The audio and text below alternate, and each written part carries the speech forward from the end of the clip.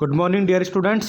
जैसा कि हम पिछले वीडियो में पढ़ रहे थे कि हाई कोर्ट्स के जजेस की अपॉइंटमेंट कैसे होती है, कौन बन सकता है। उसके बाद में हमने पढ़ा जिला न्यायालय के मुख्य रूप से 3 प्रकार हमने देखे। तो आज हम उन 3 प्रकारों का वर्णन इस वीडियो में करने की कोशिश जैसा कि मैंने बताया आपको, आपराधिक, दीवानी और राजस्व इस 3 प्रकार के न्यायालय होते हैं। अब इनका किस प्रकार से अधिकार क्षेत्र होता है, क्या क्या ये कार्य करते हैं, इसका आज डिस्कशन हम इस वीडियो में करेंगे। तो सबसे पहले हम देखते हैं कि जो आपराधिक न्यायालय है उसके अंदर अनुच्छेद 233 के अनुसार आपराधिक न्यायालय के न्यायाधीशों की नियुक्ति राज्यपाल हाईकोर्ट के परामर्श से करेगा। अपराध से संबंधित ये जो न्यायालय है ये 2 प्रकार के न्यायालय होते हैं, जिसमें हम कह सकते हैं कि सत्र न्यायालय जिसको हम सेशन कोर्ट बोलते हैं और एक मजिस्ट्रेट न्यायालय होता है। जो सेशन कोर्ट होता है यह जिला न्यायालय की सर्वोच्च आपराधिक न्यायिक शाखा है।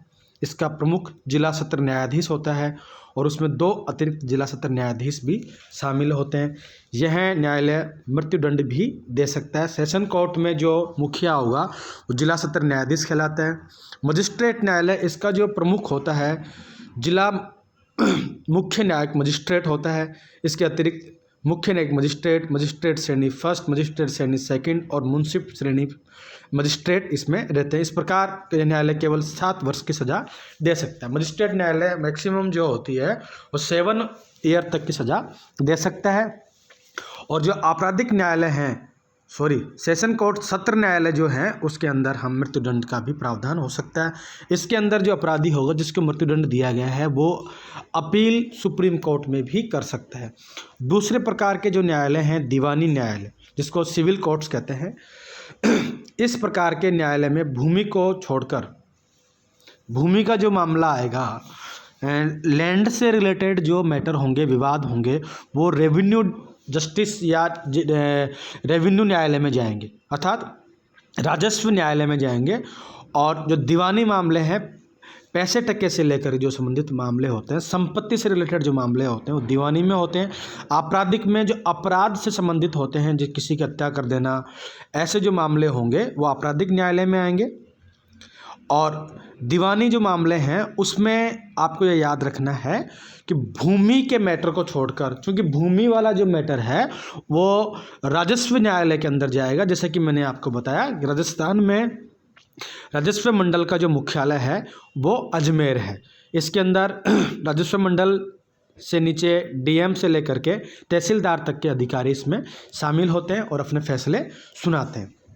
तो हम बात कर रहे हैं जो जिला न्यायालय है उसका दूसरा जो पार्ट है दीवानी न्यायालय।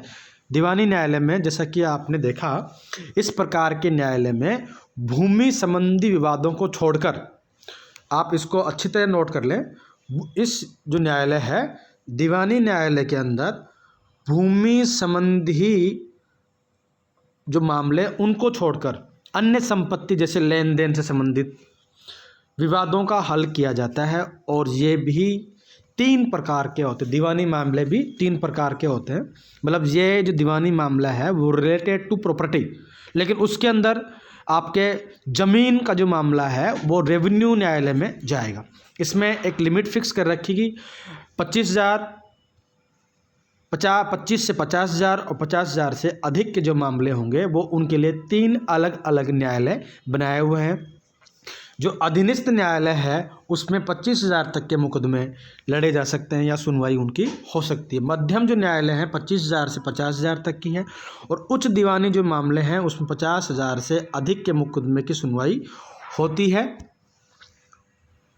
अब तीसरा जो इसका महत्वपूर्ण भाग है वो है रेवेन्यू न्यायालय, अर्थात राजस्व न्यायालय जो होता है वो केवल और केवल भूमि संबंधित मामलों का निपटारा करता है। इसके अंदर इसमें भूमि संबंधी विवादों की सुनवाई होती है। जैसा कि मैंने आपको बताया कि इसमें सबसे निम्न स्तर पर तहसीलदार तथा सबसे उच्च स्तर पर राजस्व मंडल रहता है। जैसा कि मैंने बताया आपको कि जो जिला न्यायालय है वो 3 प्रकार का होता है। एक तो हुआ आपराधिक, दूसरा दीवानी और तीसरा राजस्व। अब जो राजस्व जो है, इस राजस्व राजस्थान की बात करें तो यहाँ एक राजस्व का मुख्यालय, हेड ऑफिस या हेड क्वार्टर, राजस्थान का राजस्व का मुख्यालय अजमेर, रेवेन्यू बोर्ड इसको अंग्रेजी में बोलते हैं, रेवेन्यू बोर्ड, अजमेर इसका मुख्यालय।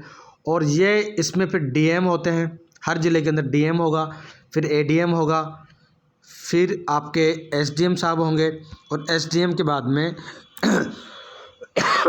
तहसीलदार बोलते हैं RTS, Rajasthan tax service, RTS. इसमें ये इनकी एक पदसोपानी प्रक्रिया होती है। सबसे ऊपर होता है मुख्यालय या राजस्व मंडल, और उसके नीचे डीएम से लेकर के तहसीलदार तक इनके भूमि संबंधी जो भी मामले होते हैं उनकी यहाँ सुनवाई की जाती है। तो प्रिय विद्यार्थियों, हमने देखा कि हाई कोर्ट्स में जजेस, हाई कोर्ट्स के बाद में जिला न्यायालय के भी 3 भाग होते हैं। उनमें हमने देखा आपराधिक मामले, दीवानी और राजस्व संबंधी मामलों का हमने आज इसमें अध्ययन करने की कोशिश करी है। इस वीडियो में हम आपको इतना ही पढ़ाएंगे। इसके लिए आपको बहुत बहुत थैंक यू। आप अपना इस पे वीडियो देखते रहें, लाइक करें, शेयर करें और अधिक से अधिक बच्चों को जोड़ने की कोशिश करें। Thank you.